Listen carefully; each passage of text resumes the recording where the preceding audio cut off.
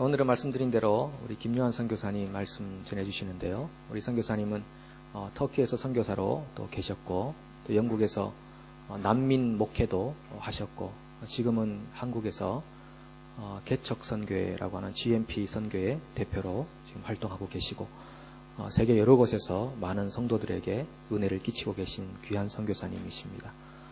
코스타 집회가 있어서 또 귀한 선교사님을 모시게 된 것에 대해서 우리 코스타에게도 감사를 드립니다. 우리 선교사님 나오셔서 생명을 드리는 헌신이라는 제목으로 오늘 말씀 주실 텐데, 하나님의 은혜가 여러분들에게 넘치기를 간절히 소망합니다.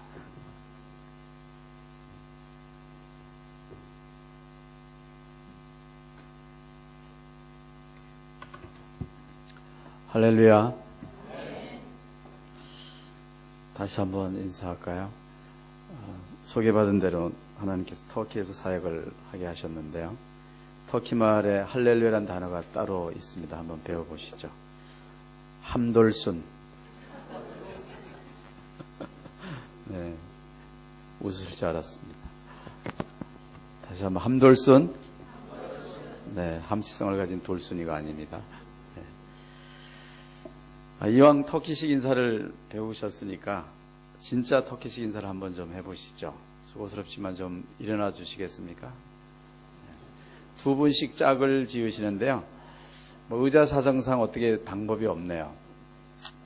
부부가 오셨으면 반드시 부부가 해주시고, 남자는 남자, 여자는 여자가 하시면 좋을 것 같은데, 지금 의자사정상 어쩔지 모르겠습니다. 하여튼 두 분씩 짝을 지셔서 서로 마주 보시죠.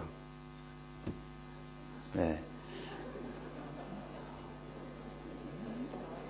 이 권사님 혼자 계신데, 권사님 누가 같이 가시고, 성가대 지휘자님은 저에게 오시면, 네. 두 분씩 서로 마주 보시고, 두 손을 상대방의 어깨 위에 살며시 올려놓으시고요. 네. 좀 더 가까이 가셔서 씨름하듯 하지 마시고, 함돌순 하시면서 서로 오른뺨을 대신 채로 입술로 크게 쪽 소리를 내시고요. 왼뺨을 대시고 쪽 소리를 내시고, 그리고 꽉 한번 껴안아 주십시오. 함돌순.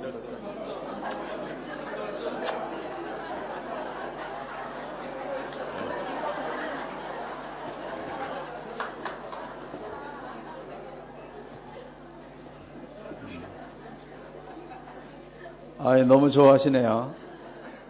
한 번 더 할까요? 저희 터키에 있으면 이런 인사를 하루에도 수십 번 합니다. 남녀노소, 물온대소하고, 특히 터키 남자들이 수염이 굉장히 많은데, 하루라도 면도를 안 하면 이 밤송이처럼 얼마나 따가운지, 이런 사람들 한 서너 명 인사하면 얼굴이 얼얼해집니다. 저는 목사님 말씀대로 하나님께서 터키에서 사역을 하게 하셨는데,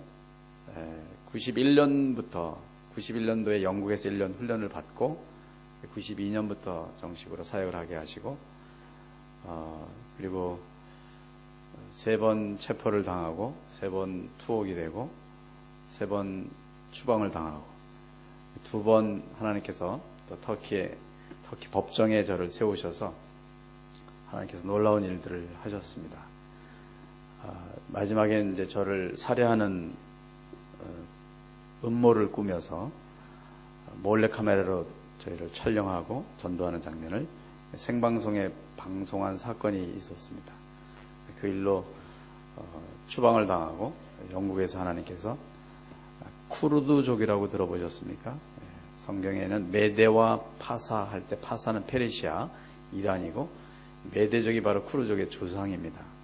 전 세계에 3천만 명이 있는데 그 중에 2천만 명이 터키에 있습니다. 이란에 600만, 이라크에 300만. 그리고 이제 90년도에 터키에서 쿠르족 소탕 작전으로 한 10만 명 가까이 참 살해를 당했는데, 그때 약 30만 명이 영국으로 집단 정치 난면으로 가서 거기 하나님 교회를 세우시고, 저는 3대째로 그 교회를 섬기다가 하나님께서 한국에 들어오게 하셨습니다. 개인적으로는 2001년도에 3개월 동안 뉴질랜드를 방문한 적이 있습니다. 터키의 그 사건 때문에 온 가족이 갑자기 나오고 그래서 회복차 누가 이렇게 보내셔가지고 3개월 동안 오클랜드에서 보낸 적이 있습니다. 그래서 또 저희 인생 가운데 가장 어려울 때 하나님이 회복해 하신 땅, 이 오클랜드 땅을 늘 이렇게 그리워했는데 하나님이 11년 만에 다시 오게 하셨습니다. 어제 우리 이달견 목사님 또 사모님이 저녁에 식사를 대접하시면서 쭉 말씀을 나눴는데 이 참 성도님들이 귀한 성도님들을 우리 목사님 만나게 하셨구나 하는 것을 느꼈습니다. 마음이 참 따뜻하시고 귀한 목사님을 만나게 하신 것 다시 한번 감사를 드립니다. 이 슬라이드로 제가 좀 몇 장을 좀 편집을 했는데요. 보면서 잠깐 말씀을 시작하겠습니다.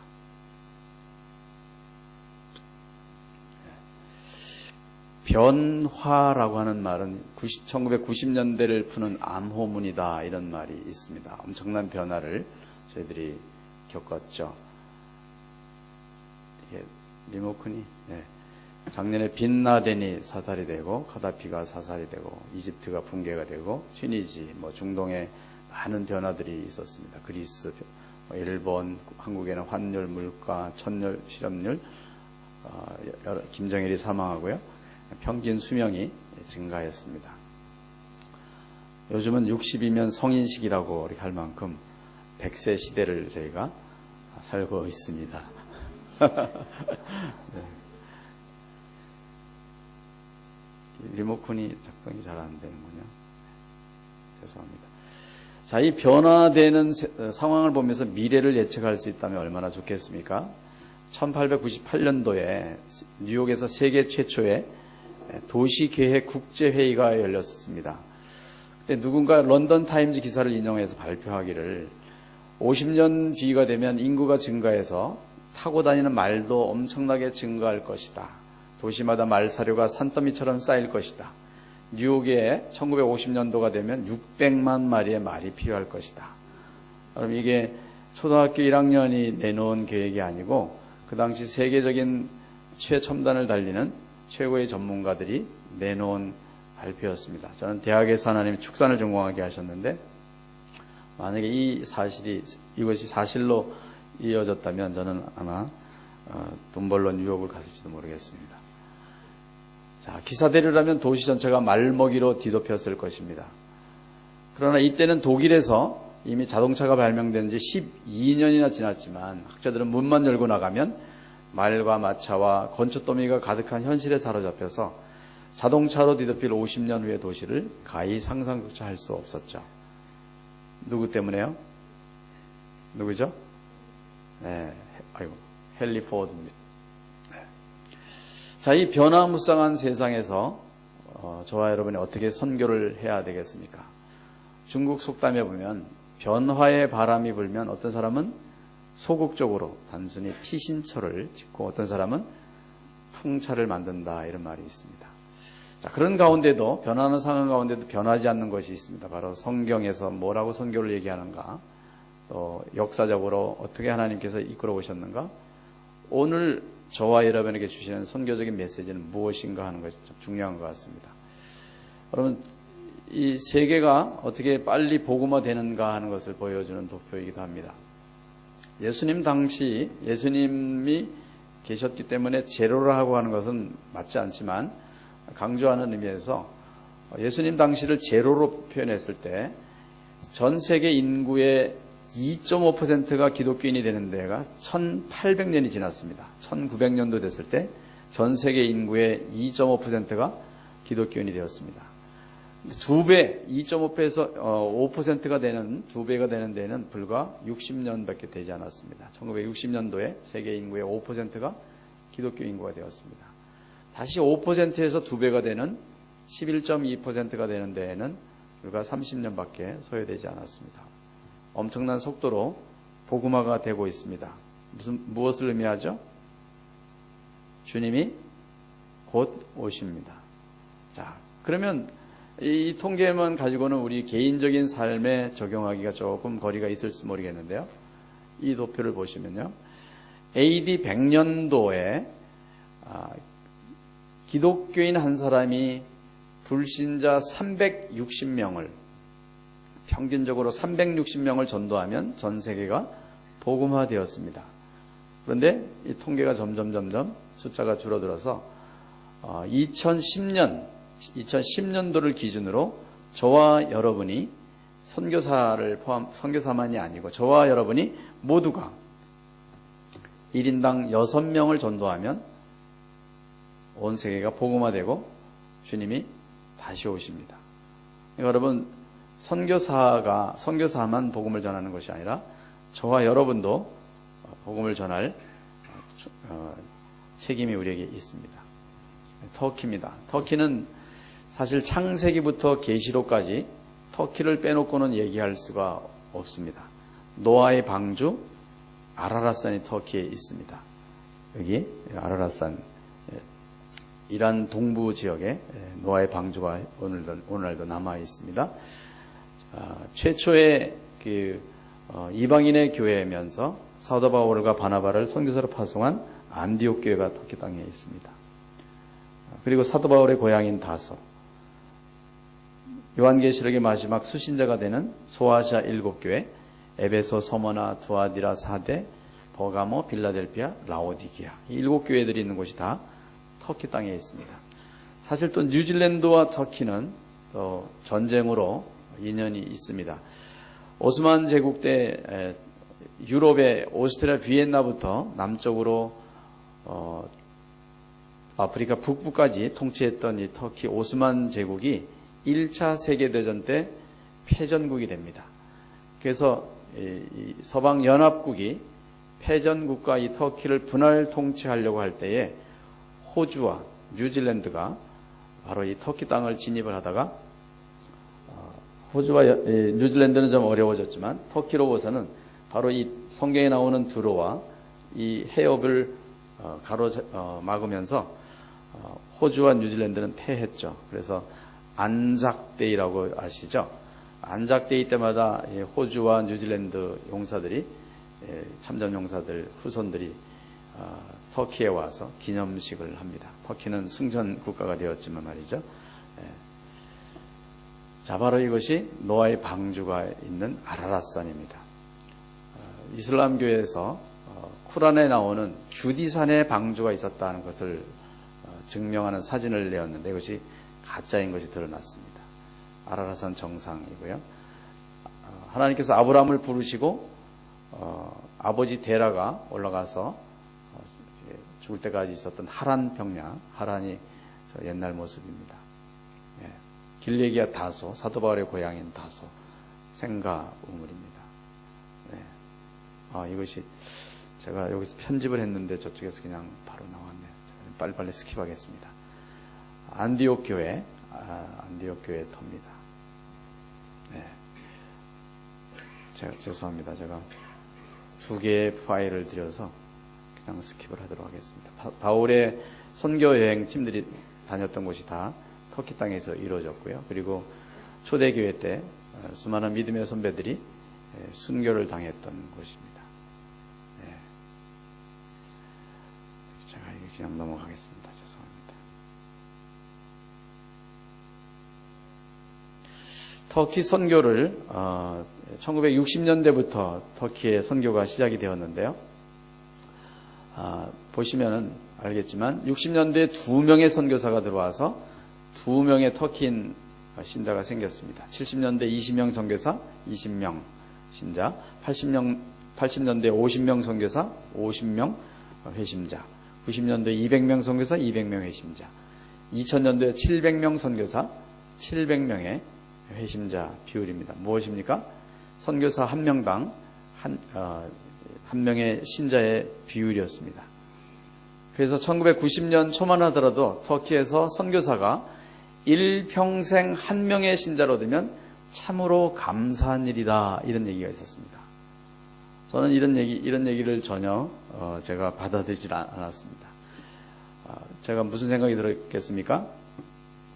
터키 인구 6,500만 명을 회심시키기 위해서는 선교사가 이런 비율이라면 6,500명도 아니고 6,500만 명이 필요한가? 그럴 수는 없는 거죠. 그죠? 그래서 그리고 이 터키에서 혹시 예수 믿으시겠습니까? 혹시 성경을 좀 읽어보시겠습니까?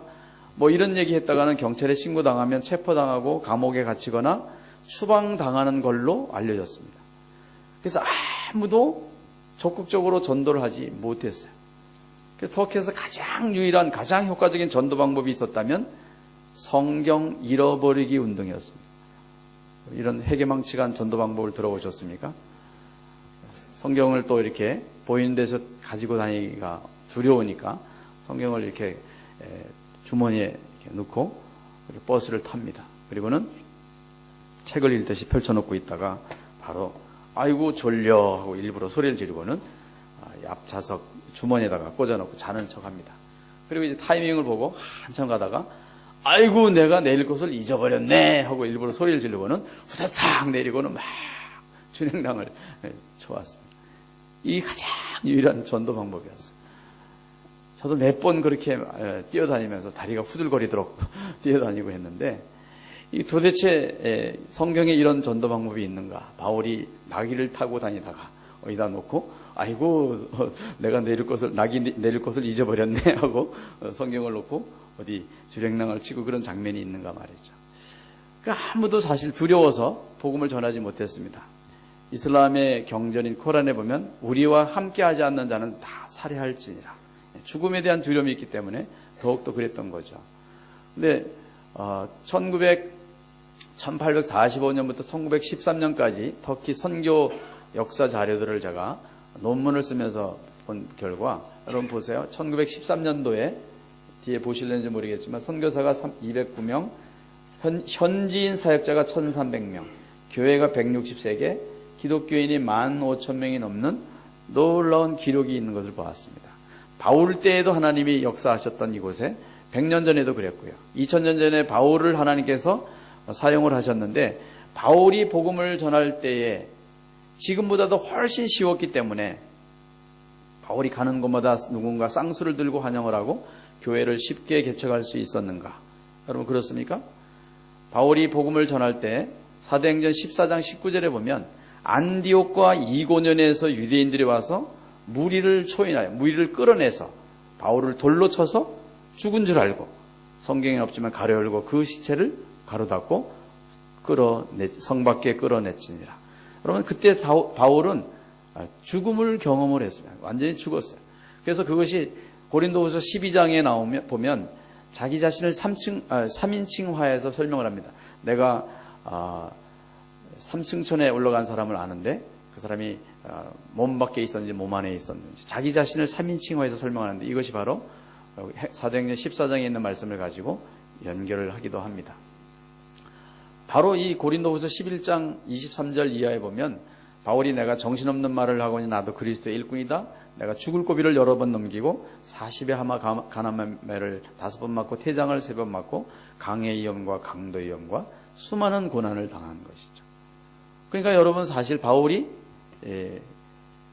지금 똑같은 터키 땅에 2000년 전에 너무나 쉬운 방법으로 복음을 전해서 초대교회가 흥왕케 된 것이 아니라 결국은 순교의 각오를 가졌다는 것입니다.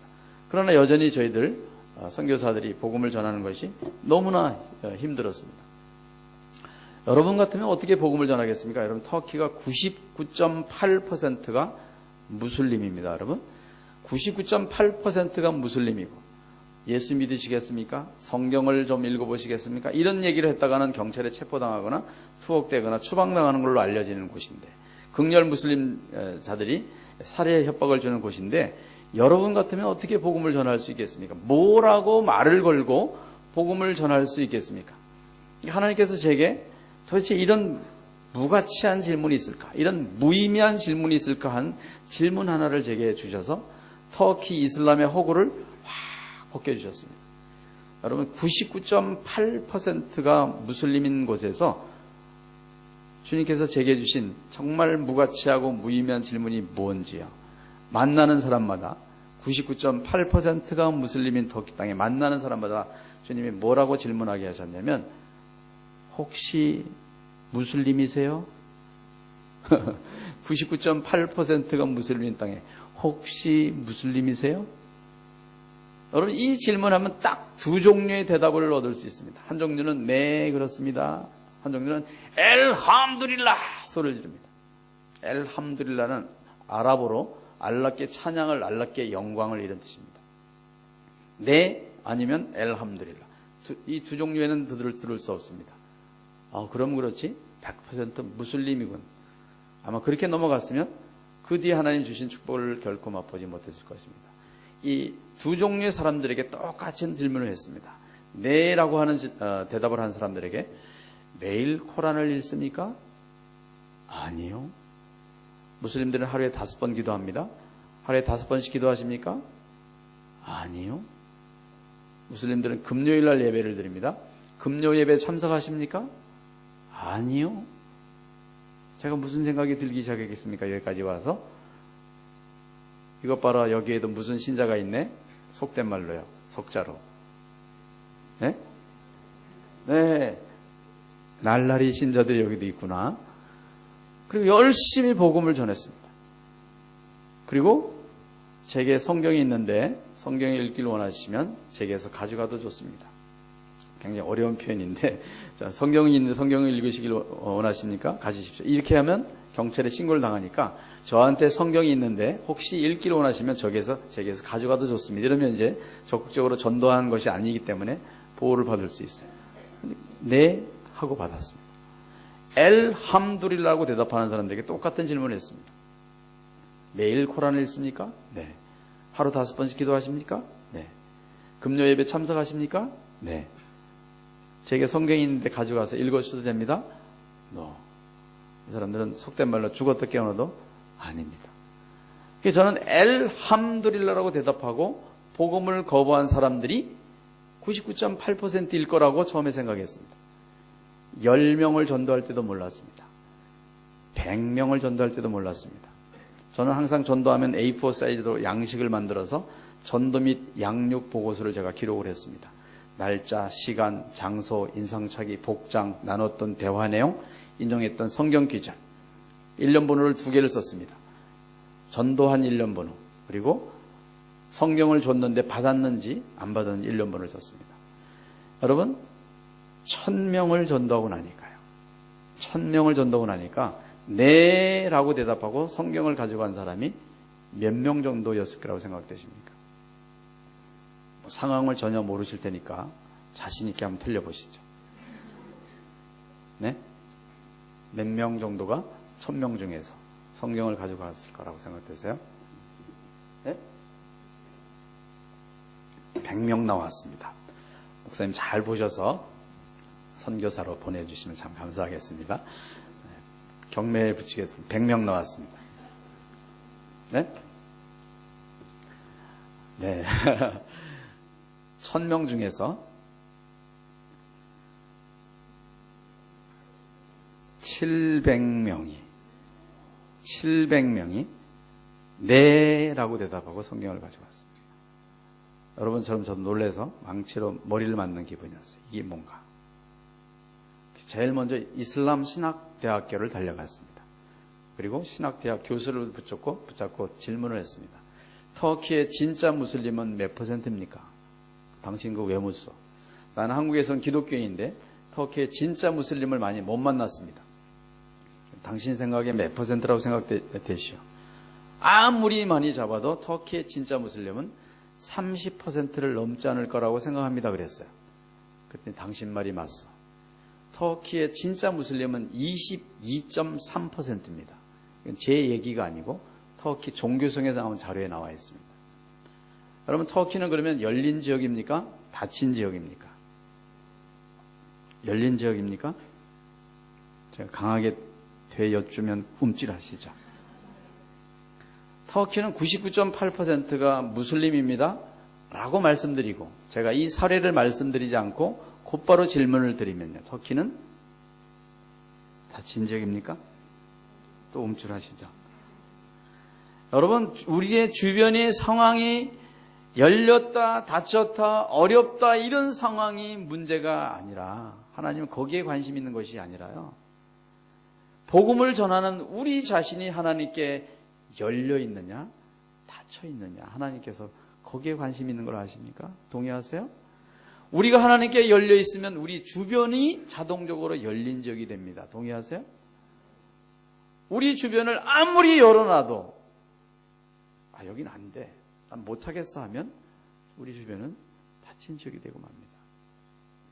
여러분, 하나님께서 어느 선교지에 100%가 무슬림이 아니고 100%가 불신자인 어느 선교지에 선교사를 보내셨어요. 근데 이 선교사가 좀 농땡이를 피웠습니다. 그래서 선교가 굉장히 더디 전파되었습니다. 제가 누구 얘기를 하고 있죠? 선교사라니까 조금 이제 감이 안 잡히시는데, 성경에 두 자 이름을 가진 선지자 누구죠? 네, 요나입니다. 요나. 니누에의 100% 불신자였습니다. 오늘날 이라크의 북서쪽에 해당이 되죠. 아수르의 수도입니다. 일어나 가서 외치라고 했습니다. 요나에게. 요나가 어떻게 했습니까? 다시스로 도망을 갔습니다. 오늘날 스페인 쪽입니다. 정반대로 갔습니다.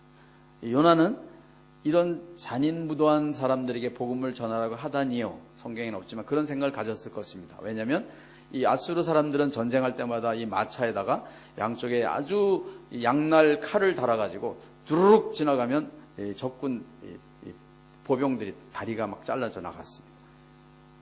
그래서 도망간 것이에요. 속된 말로 하나님이 추격을 해서 메가지를 비틀고 요나를 니누에 성까지 데려왔습니다. 사흘길을 갈 큰 성읍 니누에에 요나가 하루 외쳤더니 남녀노소 물온대소하고 모두가 죄를 뒤집어쓰고 베옷을 입고 다 주님께로 돌아왔습니다. 여러분, 무엇이 문제였습니까? 니누에의 죄악상의 문제였습니까? 복음을 전할 요나의 문제였습니까?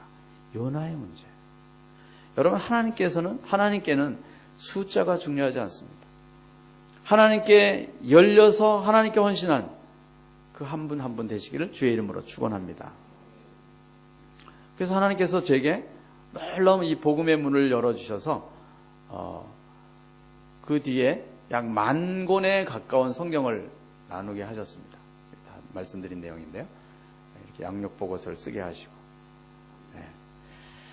그래서 하나님께서 참 놀라운 터키의 일들을 행하게 하셨는데요. 지금 시간이 많이 가서 말씀으로 바로 들어가 보도록 하겠습니다. 오늘 이 본문을 통해서, 여러분이 오늘 본문이 어떤 내용입니까?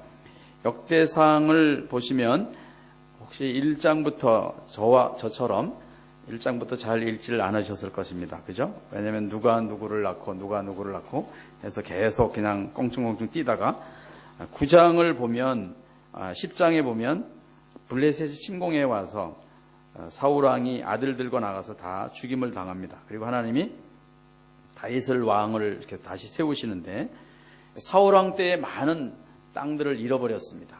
여러분, 잃어버린 땅들을 회복하는 일은 더욱더 어렵습니다.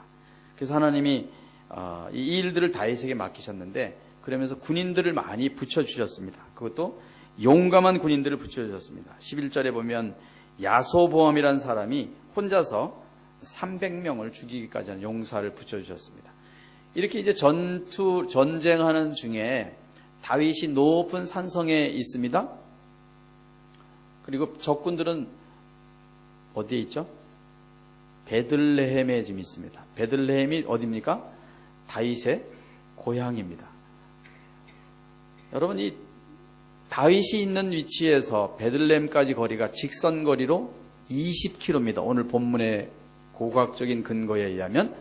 여러분, 20km 떨어져 있는 곳에 성문이 보이겠습니까? 성문이 보이지 않는데 우물물이 보이겠습니까? 그때 다윗은 어렸을 때 뛰어놀 때마다 늘 갈증이 나면 늘 달려가서 마시던 우물물이 베들레헴 성문을 보자마자 즉각적으로 조건반사적으로 이런 독백을 한 것입니다. 누가 저 베들레헴 성문 곁에 있는 우물을 떠서 나에게 마시게 하지? 그때 세 용사가 쏜살같이 달려가서 물을 떠옵니다. 그리고 다윗은 이 물을 받아들고 아주 시원하게 물을 마시는 장면으로 오늘 본문이 끝납니다. 왜 이렇게 항의가 없으세요? 제가 목이 말라가지고 물 마실 찬스를 엉뚱하게 사용했습니다. 주님, 제가 다시는 이런 일을 하지 않겠습니다. 이것은 물이 아니라 용사들의 피입니다 하고 제사를 드리는 장면입니다. 여러분, 이게 무슨 난해한 구절도 아니고 신학적으로 의미가 있는 장면도 아닙니다. 바로 이런 거죠. 아, 내가 목마르다. 새 용사가 물을 떠왔습니다. 아이고 하나님, 제가 다시는 안 하겠습니다. 이걸로 끝이에요. 이게 뭐 대단하다고 여기에 성경에 기록이 됐겠냔 말이죠. 근데 여러분, 이 본문이 역대상 전체를 가름하고 있습니다. 그래서 하나님이 주시는 교훈, 크게 세 가지를 말씀을 나누고 주님 주시는 은혜를 살펴보겠습니다. 주님께서는 첫째로 환경을 탓하지 않는 헌신을 원하십니다. 말씀드린 대로 직선거리로 20km입니다. 왕복으로 40km입니다.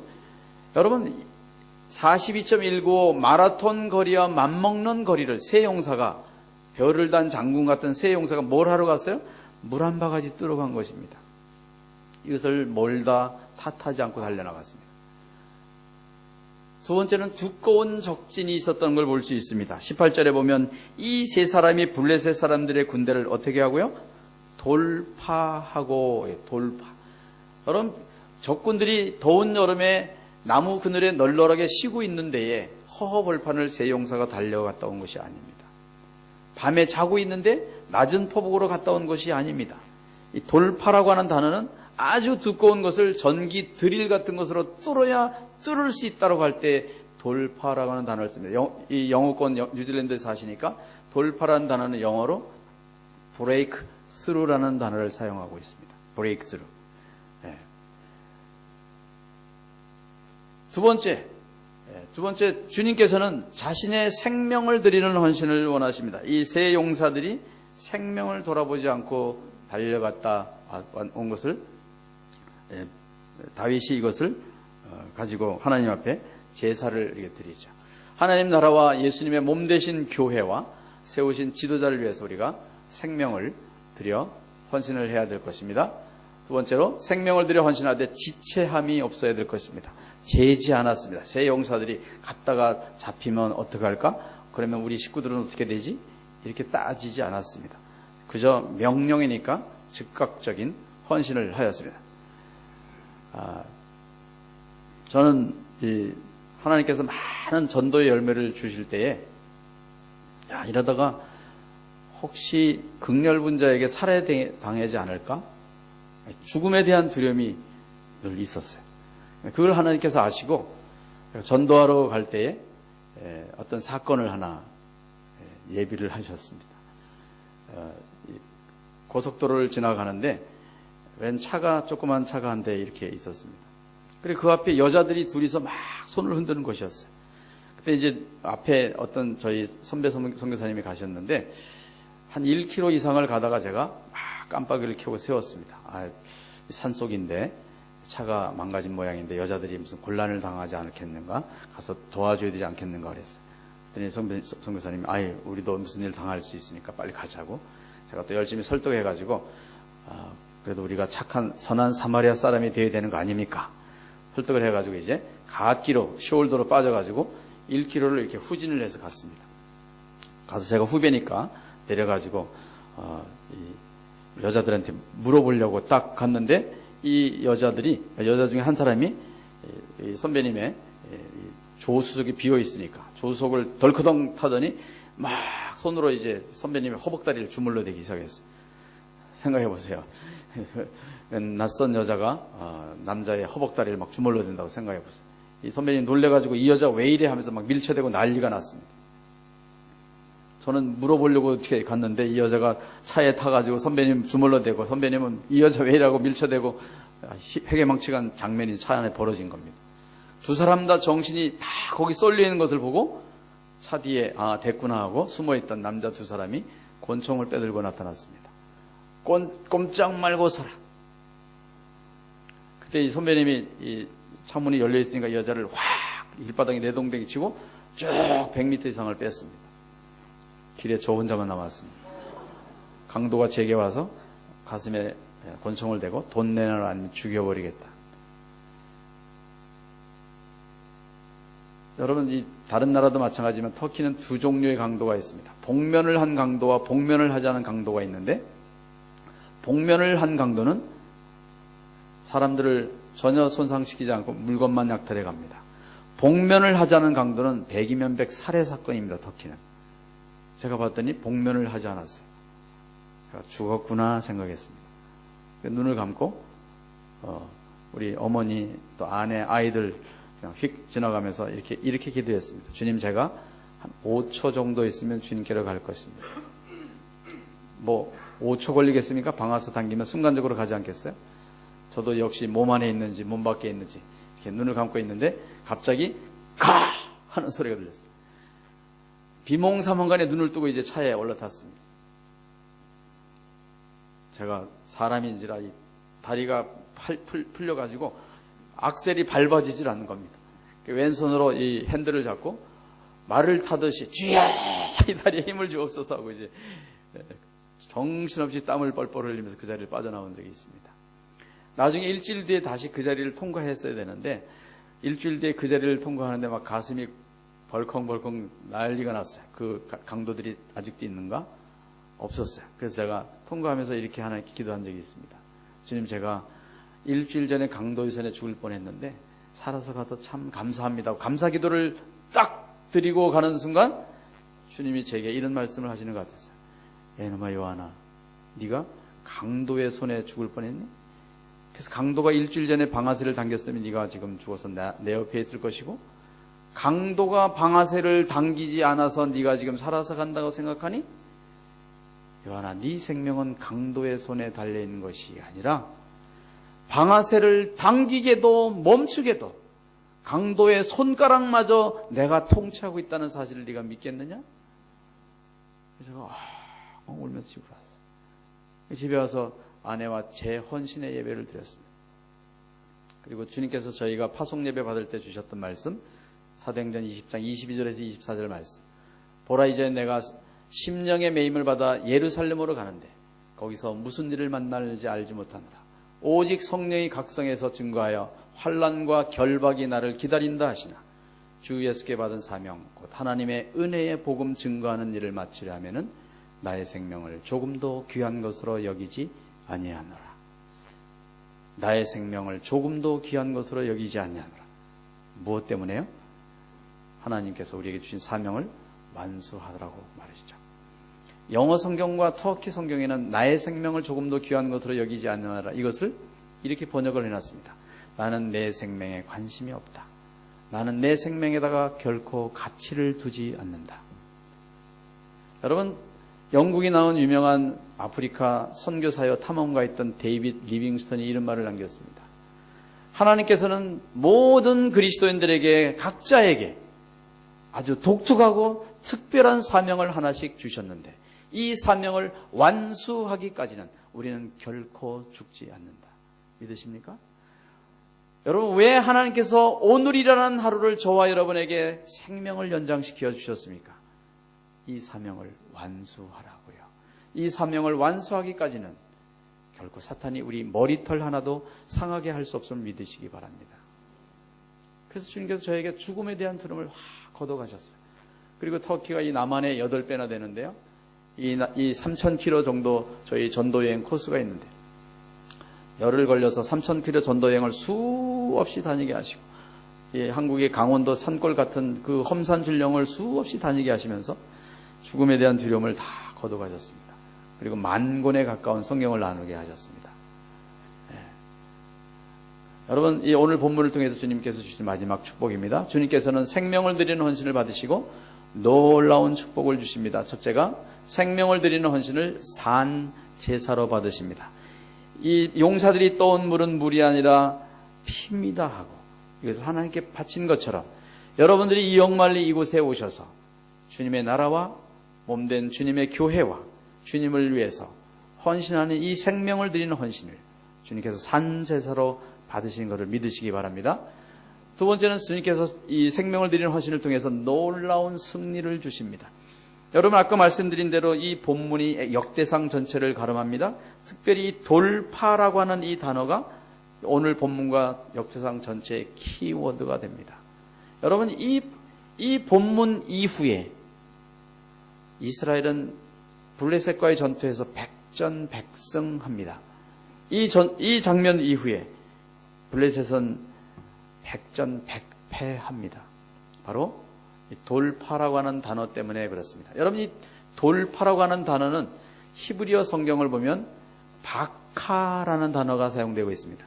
여러분, 이 바카라는 단어가 얼마나 파괴력이 있는지, 새 용사가 물을 떠러 갈 때에 얼마나 이 블레셋 군대들이 혼비백산에서 도망갔는지, 이 히브리어 바카라는 동사가 다른 곳에서 어떻게 사용된지를 보면 그림을 우리가 그릴 수 있습니다.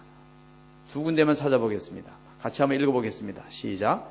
아브라함이 아침에 일찍이 일어나 나귀의 안장을 지우고 두 종과 그의 아들 이삭을 데리고 번제에 쓸 나무를 쪼개어 가지고 떠나 하나님이 자기에게 일러주신 곳으로 가더니 하나님이 늦은 나이에 주신 이삭을 제물로 번제로 불로 태워서 죽이는 번제로 제사를 드리라고 한 장면에 아브라함이 반응을 한 것입니다.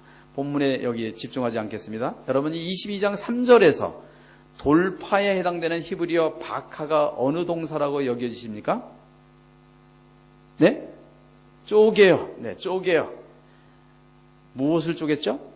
나무를 쪼갰습니다. 어디에 쓸 나무를요? 번제에 쓸 나무를. 아브라함은 정말로 이삭을 죽여서 불로 태우는 번제를 드리려고 했습니다. 그렇죠? 나중에 나오는 장면들을 보면 여러분, 번제는 불로 태우는 제사라 그랬습니다. 그러려면 이 불로 태우려면 이 나무가 어떤 상태가 되어야 잘 타겠습니까? 마른 상태여야 되겠습니다. 어느 정도로요? 바싹 마른. 여러분, 이 바싹 마른 통나무를 도끼로 빵빵 내려치면 어떻게 갈라지겠어요? 순간적으로 쫙 갈라질 것입니다. 새 용사가 블레셋 군대를 돌파하고 갈 때에 블레셋 군들이 얼마나 혼비백산에서 도망갔으면 마치 이 마른 통나무에 도끼가 찍혀서 쪽쪽쪽 갈라져 나가듯이 혼비백산에서 갈라져 나갔다는 것입니다. 여러분, 저와 여러분이 하나님 앞에 생명을 들여 헌신하면 우리 앞에 놓여있는 어떤 사탄의 괴계도 이렇게 물러갈 것을 여러분 믿으시기를 바랍니다. 두 번째입니다. 출애굽기 14장 21절 같이 읽겠습니다. 시작. 모세가 바다 위로 손을 내밀매 여호와께서 큰 동풍이 밤새도록 바닷물을 물러가게 하시니 물이 갈라져 마른 땅이 된지라. 여기서는 좀 쉽게 찾을 수 있겠죠. 히브리어 바카 어느 동사요? 갈라져입니다. 갈라져. 뭐가 갈라졌습니까? 물이 갈라졌습니다. 무슨 물이요? 바닷물. 무슨 바닷물이요? 홍해 바닷물. 하나님께서 이스라엘 백성들을 출애굽하게 하셨습니다. 몇 명을요? 장정만 60만. 결혼한 사람으로 쳤을 때 할머니 할아버지 아이를 뺐으니까 평균 4인 가족만 잡아도 4, 6, 24, 240만 명입니다. 그럼 잘라서 200만 명이라고 치죠. 적은 숫자가 아닙니다. 근데 이 평상시일 경우에 남자들이 뗏목을 만들어서 여러분 홍해 바다를 그냥 널널하게 몇 개월이든지 건너갈 수 있습니다. 그런데 무슨 일이 벌어졌습니까? 뒤에 애국 군대가 추격해오고 있습니다. 일촉즉발, 절체절명의 순간입니다.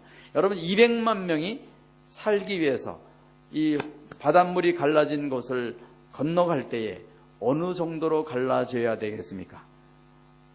오늘날 도로 사정으로 100차선이면 되겠습니까? 여러분, 그 다음 구절에 보면 같이 읽겠습니다. 시작. 이스라엘 자손이 바다 가운데를 육지로 걸어가고 물은 그들의 좌우에 벽이 되니 육지로 갈라졌다는 것입니다. 새 용사가 블레셋 군대를 뚫고 갈 때에 얼마나 혼비백산에서 도망갔으면 길을 쫙 내기를 육지와 같이 길을 냈다는 것입니다. 우리가 하나님 앞에 생명을 들여 헌신하면 우리 앞에 하나님이 이런 시온의 대로를 열어줄 것을 여러분 믿으시기 바랍니다. 네. 시간이 좀 다 돼서요. 마무리를 해야 되겠습니다. 그 뒤에 하나님이 많은 이 열매를 주시고 6년 동안 11차에 걸쳐서 35명을 제자훈련을 하게 하셔서 아까 잠깐 보여드렸던 터키의 모든 것들을 거의 대부분 회복시키셨습니다. 안디옥 교회 저희 제자가 가서 목회를 하면서 안디옥 교회가 회복이 되었습니다. 하란의 교회가 회복이 되었습니다. 사도 바울의 고향인 다소의 하나님 교회를 세우시고 회복시켰습니다. 갈라디아, 에베소, 서머나에 저희 형제들이 교회를 회복하게 하셨습니다. 제가 감옥에 3번 갇히는 동안에 하나님께서 제자들에게 불을 주셔가지고 그 전에는 전도의 전자만 나도 도망가던 형제들도 전도하고 체포당하고 구타를 당하고. 여러분 아까 제가 통계 숫자를 2000년까지만 한 것을 혹시 유념하셨나요? 2000년까지 700명 선교사의 700명 성도였습니다. 2010년도에 1000명의 선교사인데 그 비율이라면 1000명의 성도인데 지금 3000명이 넘습니다. 터키 순교 동영상을 좀 준비해 주시면 좋겠습니다. 여러분 이 일들이 간단하게 되는 일이 아니라 바로 하나님께서 순교를 요구하시기도 하십니다. 2007년도에 터키 사회 가는 선교사 한 분과 터키 교회 지도자 2명이 무참하게 무슬림들에게 살해당하는 사건이 있었습니다. 우리 순교 동영상을 잠깐 보고 말씀을 마무리하겠습니다.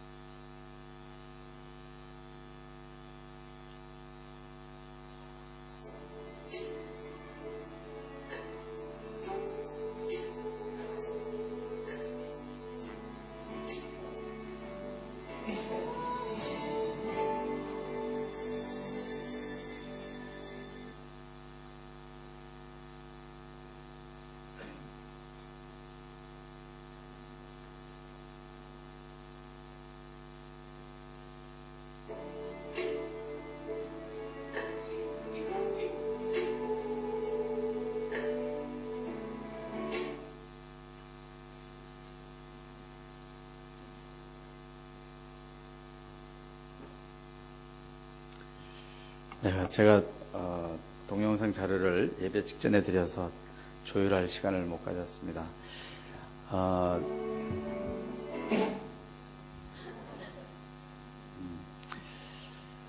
극렬 이슬람계들이 독일 선교사 1명과 터키 교회 지도자 2명을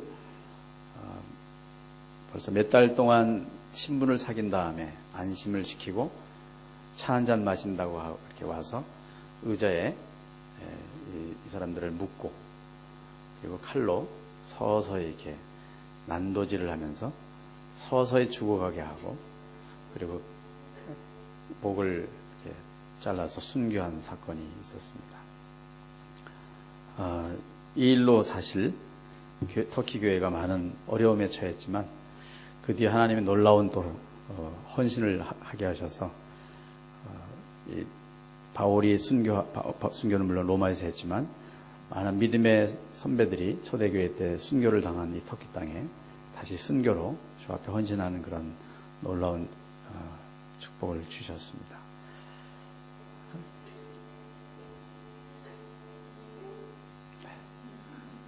2부 예배 때 제대로 하도록 하겠습니다. 저는 3번 경찰에 체포당하고 말씀드린 대로 3번 추방당하고 3번 투옥이 되고 추방당하고 그리고 이 순교당한 사건과 똑같은 일들을 겪었습니다. 순교당한 형제들은 주님이 빨리 보고 싶으셔서 데려가신 것 같고요. 저는 좀 부족해서 이 땅에서 더 일을 하라고 생명을 연장시켜 주신 것 뿐입니다. 정말 저도 하나님의 은혜가 아니면 이 자리에 제가 서 있을 수가 없습니다. 제가 한 분만 소개하고 말씀을 마칠까 합니다. 이렇게 권총강도 사건이나 여러 번 체포당하고 추방당한 일들을 통해서 하나님이 저를 어렵게 한 것이 아니라 오히려 하나님께서 놀라운 전화위복을 주셨습니다. 터키에서 최초로 기독교 전파행위와 전도행위가 터키 헌법에 위배되지 않는다고 하는 것을 제가 처음 체포당했을 때 3번 공판 끝에 하나님이 무죄 판결을 주셨습니다. 터키 헌법 526조에 의거해서 터키에서 기독교 전파와 전도 행위는 더 이상 위법이 아니다. 최초의 무죄 판결을 하나님 주시고 저를 살해하려고 똑같은 이 순교 장면과 같은 살해하려고 몰래 제가 전도하는 장면을 카메라로 촬영해서 생방송에 방영한 사건이 있었는데 이 일로 극렬 이슬람계 검사들이 저를 이슬람, 코란, 모함med 모독죄로 기소를 했었습니다. 2001년도 왔을 때 제가 그 사건으로 계속 있었는데 하나님께서 놀랍게 7번 공판 끝에 터키에서 이슬람, 코란, 모함med을 모독하는 것이 위법이 아니라고 하는 놀라운 무죄 판결을 또 하나님 주셨습니다. 하나님께서 이렇게 놀랍게 역사하셨는데 저는 이것이 정말 하나님께서 그냥 저의 헌신과 사명으로 이렇게 축복을 주신 걸로만 생각을 했습니다. 근데 제가 안식년으로 한국에 갔는데 선교 보고를 마친 뒤에 어떤 여자 권사님이 제게 무슨 편지를 하나 주시면서 가서 읽어보라 그랬습니다. 집에 와서 편지인가 보다 하고 열었는데 뭔가 묵직한 것이 느껴졌습니다. 편지에 이런 내용이 있었습니다. 목사님, 저를 잘 모르시죠? 저는 진금택이라고 하는 권사입니다. 목사님께서 터키 선교사로 파송받으실 때에 터키에 뼈를 묻겠다는 각오를 하고 나가시는 것을 보았습니다. 목사님이 생명을 들여 헌신하시고자 하시는데 저도 이 땅에 남아서 생명을 들여 헌신하기로 결단을 했습니다. 목사님이 가신 뒤로 매일 새벽 2시에 일어나서 교회에 가서 눈이 오나 비가 오나 하루도 빠짐없이 매일 4시간씩 선교사님과 터키 선교를 위해서 하나님 기도하게 하셨습니다. 권총광도의 손에서 선교사님 목숨을 건져주셨더군요. 감사했습니다. 매 전도할 때마다 열매를 주셨더군요. 감사했습니다. 재판 때마다 하나님께서 놀라운 승리를 주셨습니다. 선교사님 빨리 뵙고 싶습니다. 그런데 선교사님이 안식년을 1년 연장하시는군요. 선교사님, 이제는 제가 기다릴 수 없게 되었습니다. 주님이 저를 부르시기 때문입니다. 선교사님, 우리 천국에서 만나요. 그 대신 선교사님이 터키에서 생명을 들여 헌신하셨다면 제가 이 땅에서 생명을 들여 헌신한 징표를 남겨드리고 가길 원합니다. 그 편지 봉투 안에 묵직한 것은 바로 그 권사님의 결혼 반지였습니다. 제게 편지를 전해주신 따님 권사님께 이 유물을 남기지 아니하시고 제게 이것을 유물로 남기셨어요. 제가 이 반지를 껴안고 1920년인지 30년인지 모를 수박한 이 결혼 반지를 껴안고 얼마나 울었는지 모릅니다. 저는 그 권사님의 얼굴도 모릅니다. 그렇구나. 이 권사님의 생명을 드리는 헌신 때문에 주님께서 나를 권총광도의 손에서 건져주셨구나. 재판 때마다 놀라운 역사를 하셨구나. 제가 아내에게 양해를 구하고 아내가 제게 준 고련 반지를 빼고 그 권사님의 결혼 반지도 지금도 끼고 다니고 있습니다. 사랑하는 우리 주님의 교회 성도 여러분, 무엇보다도 주님께서 이런 생명을 드리는 헌신의 본을 보이셨습니다. 하늘 보좌를 버리시고 이 땅에 종으로 오셔서 십자가에서 생명을 다하시고 우리를 구해 주셨습니다. 세상에서는 너희가 환난을 당하나 담대하라, 내가 세상을 이겼노라 말씀하신 주님께서 오늘도 주님의 마음을 시원하게 해드릴 새 용사를 찾고 계십니다. 그 사람들은 다른 사람들이 아니라 바로 여러분 자신이십니다. 기도하겠습니다. 아버지, 감사합니다. 이 아침에 다시 한번 주님께서 우리를 헌신케 하실 때 짜투리 시간, 남은 물질, 그저 이 남은 시간들을 드리는 것이 아니라 생명을 들여 헌신하여서 주님의 마음을 시원하게 해드리길 원하시는데 주님, 저희들을 그렇게 사용해 주시옵소서. 걸어가신 예수님의 이름으로 기도합나이다.